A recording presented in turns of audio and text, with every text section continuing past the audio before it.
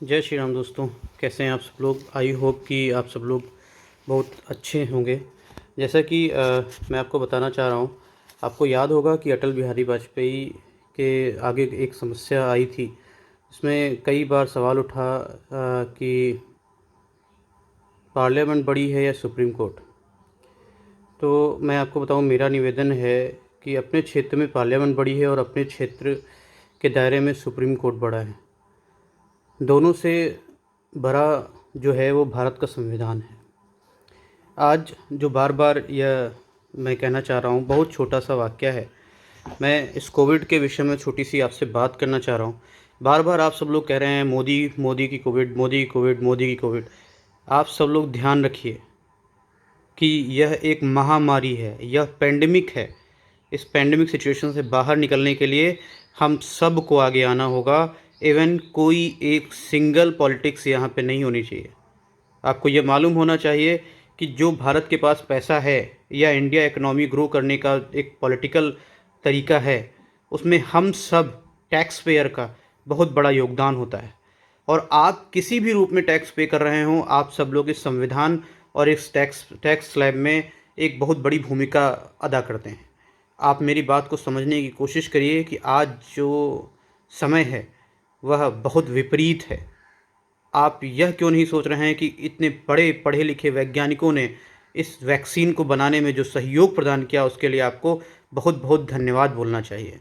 मगर नहीं, आप जो बार बार कर रहे हैं, विपक्षी पार्टी नेताओं की बात कर रहे हो जो सब वैक्सीन लगवा के बैठे हुए हैं, आपको भ्रमित कर रहे हैं, आपको सरकार के प्रति आक्रोशित करने का प्रयास कर रहे हैं। आप क्यों नहीं सोच रहे हो? कृपया करके आप जाइए, रजिस्टर्ड कराइए, वैक्सीन लगवाइए, वैक्सीनेट होइए। सबसे पहली चीज़ कि आप कुछ मत खाइए। जिस तरीके से कहते हैं वोटिंग वाला दिन होता है और कहते हैं कि वोट डालिए, वैसे ही आप अपना मीटर देखिए, अपना टाइमिंग देखिए, अपना टाइमिंग सेट करिए। किसी भी तरीके से जब यह कोविड त्राही त्राही कर रहा था तब आप कह रहे थे वैक्सीन नहीं, कैसे वैक्सीन आएगी। हर एक आदमी सोच रहा था लाखों की होगी, करोड़ों की होगी, हम पहले लगाएंगे।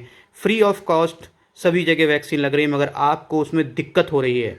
आप सोचिए, पहले आप राजनीति छोड़ दीजिए, सबसे पहले आप वैक्सीनेट होइए, वैक्सीन लगाइए। और इन पढ़े लिखे जो हमारे वैज्ञानिकों ने जिस तरीके से इसको वैक्सीनेशन का एक प्रोसेस करके वैक्सीन तैयार की है, इसमें कईयों दिन के बाद, एक प्रक्रिया होने के बाद, सभी ट्रायल होने के बाद आपको वैक्सीन लगाई जाती है। एक छोटा सा उदाहरण दे रहा हूँ, लखनऊ के अंदर केजीएमसी में 400 कुछ लोग संक्रमित हुए। जिनको वैक्सीनेशन की दूसरी डोज लग चुकी थी उनको भी कोविड हुआ, बट उनके अंदर कोई क्रिटिकल ऐसी कोई फंक्शंस नहीं हुए जहाँ पे उनको तकलीफ़ हो। आप बिलीव करिए दोस्तों, वैक्सीन बहुत अच्छी है। मैंने भी वैक्सीन लगाई है। और जो आप समझ रहे हैं कि वैक्सीन में बुखार आता है, वैक्सीन कोई भी लगवाइए। आप किसी अच्छे डॉक्टर से पूछिए, वो यही बताएगा कि अगर वैक्सीन में पहले बुखार आ गया है 5 से 10, 15 या 20 दिन घंटे में, तो इमीडिएटली वैक्सीन बहुत अच्छी है। आप भगवान के लिए बाद में कर लीजिएगा या नेतागिरी, नेतागिरी बहुत दिन चलेगी और अच्छी चलेगी, आप जीवित रहेंगे तब।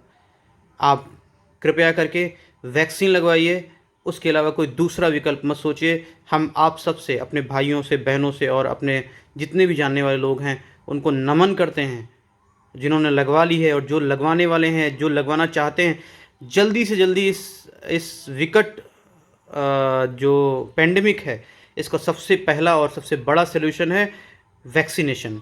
आप इंतज़ार कर रहे हो, कई लोग पोस्ट करते हैं कि मैं फ्रांस की आ जाएगी, इज़राइल की आ जाएगी, कनाडा की आ जाएगी, या और कंट्रीज़ की आ जाएगी, तब मैं लगवाऊंगा। दोस्तों, यही वैक्सीन हम इंग्लैंड के वैज्ञानिकों के साथ मिलकर हमने बनाई है। कई सारी कंट्रीज़ में इस वैक्सीन को दिया गया है। जिस कंट्री में हमने भिजवाया है वहाँ कोई भी प्रकार की, किसी प्रकार की कोई दिक्कत नहीं हुई। और हाँ, आप प्लीज़ बी एश्योर कर लीजिए कि आप कहीं बाहर नहीं गए हैं, आपको कोविड नहीं है। अगर आपको कोविड है तो आप प्लीज़ बिल्कुल भी कोविड वैक्सीन मत लगवाइएगा। 15 दिन का वेट कर लीजिए। जब आप पूरे तरीके से संक्रमण से बाहर आ जाएं, इमीडिएट आप वैक्सीन लगवा लीजिए। धन्यवाद। जय हिंद, जय भारत।